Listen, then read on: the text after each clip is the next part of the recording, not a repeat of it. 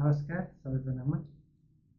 मैले दुई दिन अघि एउटा भिडियो हालेको थिएँ जसमा मैले बुझाउन खोजेको, मैले भन्न चाहेको चाहिँ तपाईँले अलिकति बुझेन भनेर मलाई कोही साथीहरूले भन्नुभयो। त्यसर्थ मैले यो भिडियो बनाएर फेरि तपाईँहरूलाई बुझाउने कोसिस गरिरहेको छु होइन। मेरो भन्नुको अर्थ चाहिँ हामी जब समाचारहरू हेर्छौँ, जब खबरहरू थाहा पाउँछौँ होइन, त्यो खबरलाई चाहिँ दोहोऱ्याएर फेरि सुन्नु नपरोस् भन्ने चाहिँ मेरो चाहना हो होइन। अनि त्यस अनुरूप चाहिँ मैले एउटा समस्या अनि त्यो समस्यालाई समाधान गर्छु भनेर चाहिँ मैले भनेको थिएँ होइन। जसको लागि म त केही मेरो ठाउँबाट सक्ने त म आफ्नो कर्तव्य सम्झेर म गर्छु होइन। र म एक्लै त केही पनि गर्न सक्दिनँ।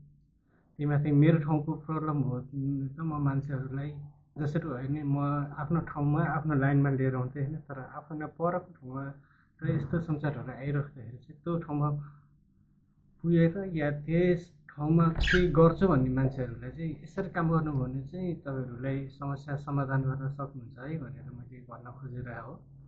त्यसर्थ के हो भनेदेखि एउटा कोठा हुन्छ या एक तलाको घर हुन्छ होइन, या एउटा सानो स्ट्रक्चर हुन्छ, संरचना चाहिँ त्यस्तो भनौँ नि, जहाँ चाहिँ मान्छेलाई आनन्दले सुत्न पाउनु होइन, पश्चिमको चेलीहरू आनन्दले बस्न सक्नु त्यो घरमा। त्यहाँ जुन अहिलेको अवस्था छ गोठमै लगेर राख्ने होइन, तपाईँको झ्याल ढोकाहरू नै सधैँ हुँदैन। अनि त्यस्तै सर्पको डर होइन, चिसोको, अनि मान्छे नैदेखि डर हुन्छ। अब त्यस्तो डरको बिचमा चाहिँ मान्छेहरू हुर्किरहेछन्, बढिरहेछन् होइन। अनि त्यसलाई रोक्नको लागि चाहिँ मैले के बनाउने भनेदेखि हामी त्यसलाई असम्भव बनाउने भन्ने चाहिँ मेरो चाहना हो होइन। जहाँबाट त्यो घरमा कुनै सर्पहरू नचाउन् होइन, कुनै सर्पले टोकेर चाहिँ मान्छेहरूको मृत्यु नहोस्। अनि कुनै पनि मान्छे नै पनि त्यो मान्छेको जो छाउगोठमा बसेका छन् होइन, उनीहरूको छेउमा पनि पुग्न नसकुन्, तिनीहरूलाई बाधा बनाउनलाई, तिनीहरूलाई अड्काउनको लागि चाहिँ संरचनामा ती केही एडिसनल कुराहरू हालेर चाहिँ मैले त्यो घरको डिजाइन गर्ने, त्यो घरलाई बनाउने भन्ने चाहिँ मैले इच्छा गरेको हो होइन।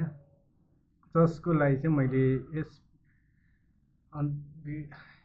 भिडियो र अहिले भिडियोमा केही कुराहरू भने अनि अगाडि कसरी बढ्ने भनेर चाहिँ म त्यसमा तपाईँहरूलाई जानकारी दिँदै जान्छु। म आफै पनि लागि पर्छु होइन।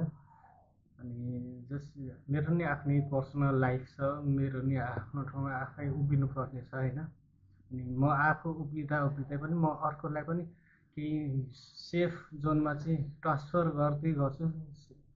त्यही मान्छेलाई नि सेफ ठाउँमा लगेर राख्ने कोसिस गर्दै गर्छु भन्ने चाहिँ मेरो चाहना हो होइन। त्यही अनुरूप नै मैले काम गरिरहेको छु।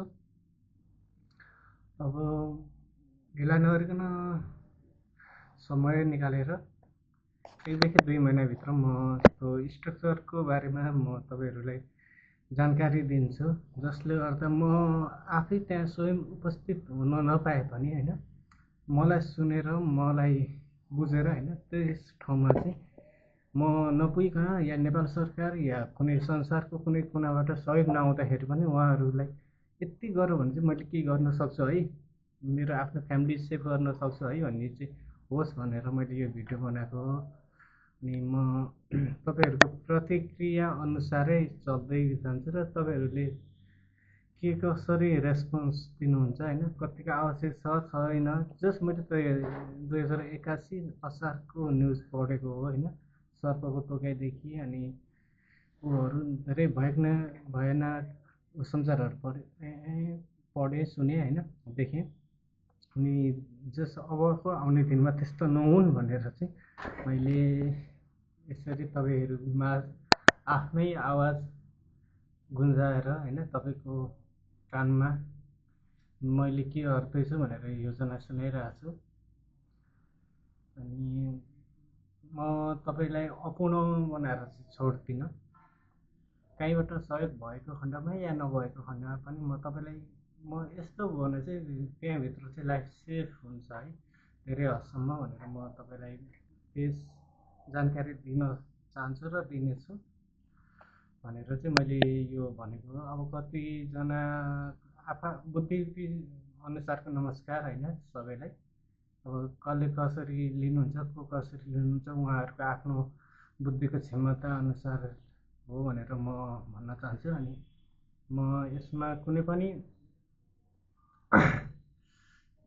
समस्याको समाधान गर्दाखेरि मजाको पात्र नभइकन म आवश्यक पर्ने जति मैले सक्ने जति म तपाईँहरूलाई पश्चिमको नागरिकहरूलाई पश्चिमको दाजुभाइहरू दिदीबहिनीहरूलाई म यो उपलब्ध गराएरै छोड्नेछु। यति भन्दै मेरो अहिलेको भनाइहरू यहीँ राख्दछु। अब कसरी के भन्ने कुरो म पहिलो भिडियोहरूमा तपाईँहरूलाई जानकारी दिनेछु। हस् त, धन्यवाद।